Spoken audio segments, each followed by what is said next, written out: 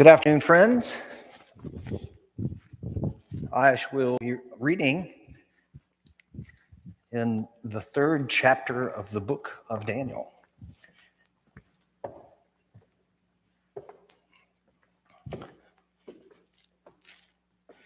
I'm hoping to do this each Monday as a way to think about preparing for worship next Sunday.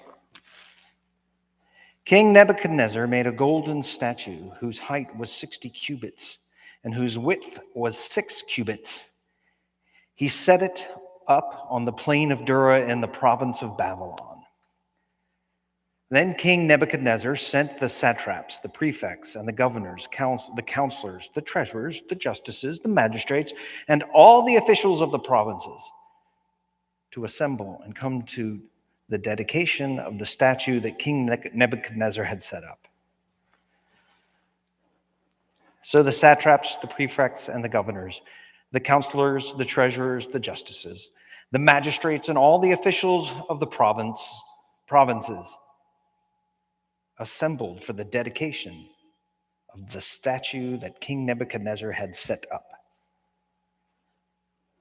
When they were standing before the statue that Nebuchadnezzar had set up, the herald proclaimed aloud, "You are commanded, O peoples, O nations, and languages, that when you hear the sound of the horn, pipe, lyre, trigon, harp, drum, and entire musical ensemble, you are to fall down and worship the golden statue that King Nebuchadnezzar has set up.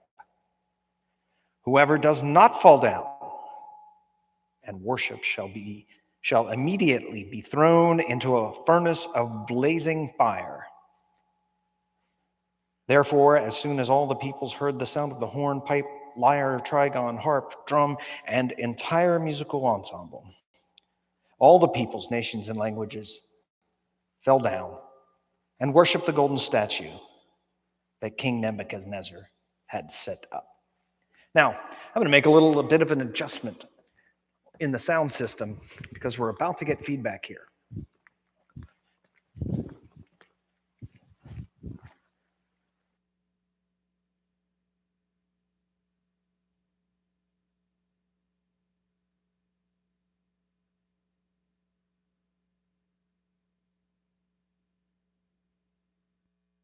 And now we'll see if it's a little better. It certainly seems to be loud enough still, but I'm not hearing the ring threatening to pierce through.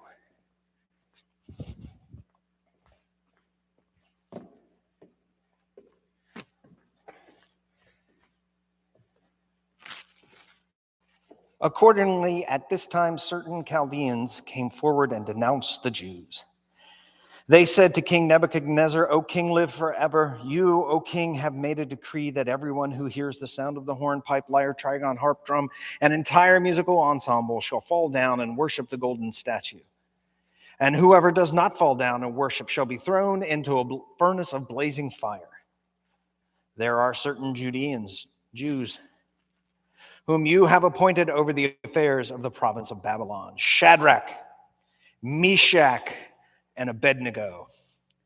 They pay no heed to you, O king. They do not serve your gods, and they do not worship the golden statue that you have set up." Then Nebuchadnezzar, in furious rage, commanded that Shadrach, Meshach, and Abednego be brought in. So they brought those men before the king.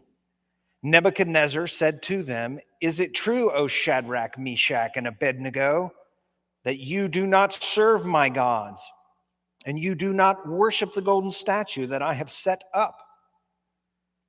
Now, if you are ready when you hear the sound of the horn, pipe, lyre, trigon, harp, drum, and the entire musical ensemble to fall down and worship the statue that I have made, well and good.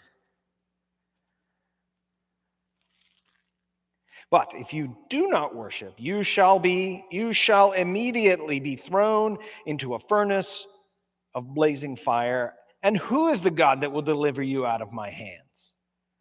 Shadrach, Meshach, and Abednego answered the king, "O Nebuchadnezzar, we have no need to present a defense to you in this matter. If our God, whom we serve, is able to deliver us from the furnace of blazing fire and out of your hand, O king, let him deliver us. But if not, be it known to you, O king, that we will not serve your gods, and we will not worship the golden statue that you have set up. Oh, it's a good story. Then Nebuchadnezzar was so filled with rage against Shadrach, Meshach, and Abednego that his face was distorted. He ordered the furnace heated up 7 times more than was customary, and ordered some of the strongest guards in his army to bind Shadrach, Meshach, and Abednego, and to throw them into the furnace of blazing fire. So the men were bound, still wearing their tunics, their trousers, their hats, and their other garments, and they were thrown into the furnace of blazing fire. Because the king's command was urgent and the furnace was so overheated, the raging flames killed the men who lifted Shadrach, Meshach, and Abednego. But the 3 men, Shadrach, Meshach, and Abednego, fell down bound into the furnace of blazing fire. Then King Nebuchadnezzar was astonished and rose up quickly. He said to his counselors, "Was it not 3 men that we threw bound into the fire?" They answered the king, "True, O king." He replied, "But I see 4 men unbound walking in the middle of the fire, and they are not hurt. And the 4th has the appearance of a god."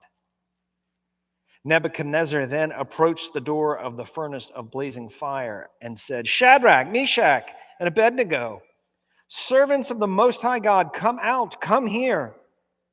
So Shadrach, Meshach, and Abednego came out from the fire.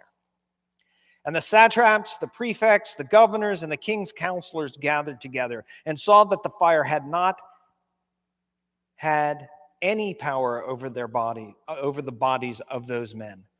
The hair on their heads was not singed, their tunics were not harmed, and not even the smell of fire came from them.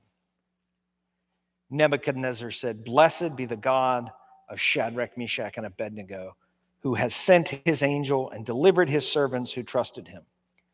They disobeyed the king's command and yielded up their bodies rather than serve and worship any god except their own God. Therefore I make a decree. Any people, nation, or language that utters blasphemy against the God of Shadrach, Meshach, and Abednego shall be torn limb from limb, and their houses laid in ruins, for there is no other God who is able to deliver in this way." Then the king promoted Shadrach, Meshach, and Abednego in the province of Babylon. That's an amazing story.